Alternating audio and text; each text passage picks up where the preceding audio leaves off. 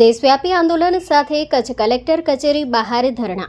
દેશના સૌથી મોટા ટ્રેડ યુનિયન ભારતીય મજદૂર સંઘ દ્વારા રાષ્ટ્રહિત, ઉદ્યોગ હિત અને શ્રમિક હિતના સંકલ્પ સાથે સમગ્ર ભારતમાં તેમજ જિલ્લાના મુખ્ય મથકો પર 17 ઓગસ્ટ 2026ના રોજ દેશવ્યાપી આંદોલન કરવાનો મહત્વપૂર્ણ નિર્ણય લેવામાં આવ્યો હતો.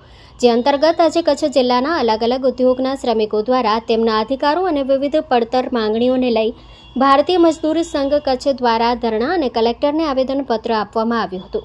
જેમાં આંગણવાડી, આશા વર્કર, મધ્યાહન ભોજન, એસટી, પાણી પુરવઠા, GMDC, Adani power, Mundra, UltraTech cement, વાયોર, સાંગી સિમેન્ટ, વિદ્યુત, એલઆઈસી, બેન્કિંગ ક્ષેત્ર, પોસ્ટલ અને જીઆઈએસએફના 700 જેટલા કર્મચારીઓ જોડાયા હતા અને વિવિધ માંગણીને લઈને કચ્છ કલેક્ટર કચેરીની બહાર ધરણા પ્રદર્શન સાથે તંત્રને ઢંઢોળવાનો પ્રયાસ કરવામાં આવ્યો હતો. મારું નામ જિગ્નેશ ગોસ્વામી, જિલ્લા મંત્રી, ભારતીય મજદૂર સંઘ કચ્છ જિલ્લા. ભારતીય મજદૂર સંઘ કેન્દ્રની કાર્ય સમિતિ બેઠકમાં હમણાં એક નિર્ણય લેવાયેલ કે શ્રમિકોના ઘણા લાંબા સમયથી જે પડતર પ્રશ્નો છે એને ભારતના સમગ્ર તમામ જિલ્લા કલેક્ટરશ્રીને આવેદનપત્ર આપી અને આપણી માંગો પ્રધાનમંત્રીશ્રી અને શ્રમ અને રોજગાર મંત્રીશ્રીને પાઠવવાની હતી. જેનામાં અમારા મુખ્ય મુદ્દાઓ છે કે લઘુત્તમ વેતન 30,000 કરવું, ઈએસઆઈસીની યોજનાની જે લિમિટ છે 21,000 છે એને 42,000 કરવી, બોનસની જે યોજના છે એની ગણતરી 7,000 છે એને 18,000 કરવી અને બોનસ મળવાપાત્ર જે બેઝિક છે એને 21,000થી વધારી અને 42,000 કરવામાં આવે. ગ્રેજ્યુટીની વધારો કરવામાં આવે, 20 લાખની જગ્યાએ 40 લાખ કરવામાં આવે.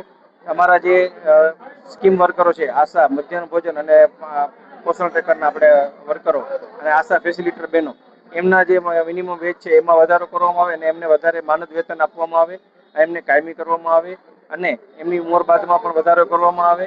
કોન્ટ્રાક્ટમાં જે કર્મચારીઓ છે દરેક વિભાગમાં એમને કાયમી કરવામાં આવે. આ અમારી માંગ હતી.